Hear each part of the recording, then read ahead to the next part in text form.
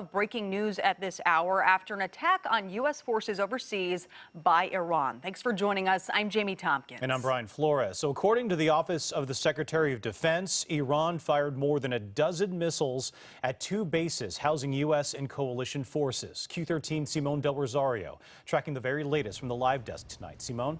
Well, this is very much a developing situation. Just in the past 2.5 hours is when the Pentagon says that Iran launched more than a dozen ballistic missiles from their country over to neighboring Iraq, where we know we have a lot of U.S. military forces. Now, the Pentagon says they are just initiating this damage assessment right now when it comes to those two military bases that have been hit. We can show you right now on your screen where one of those military bases is Al-Assad Air Base in Iraq. The other one is Erbil Air Base, or Erbil military base in Iraq. Now, the Al-Assad Air Base may have been a target for Iran because of the importance to the United States. Now, this is one of the major military bases during Operation Iraqi Freedom, and we can show you that this is also a place where even the president himself visited troops over there back in 2018. So a very important military installation in Iraq for the United States, and we know that there were at least Iraqi security forces there as well. What the Pentagon is telling us tonight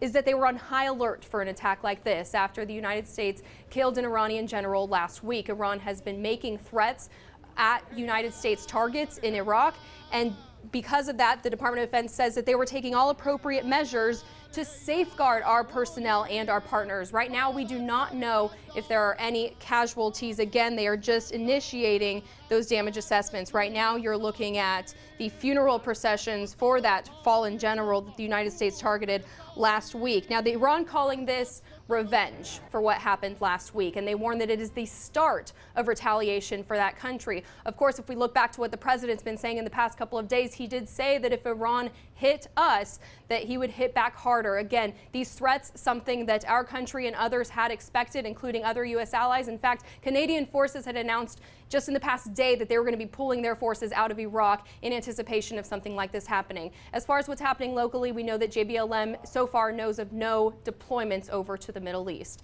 Back to you. All right, Simone, thank you for that one. You know you'll stay on top of it.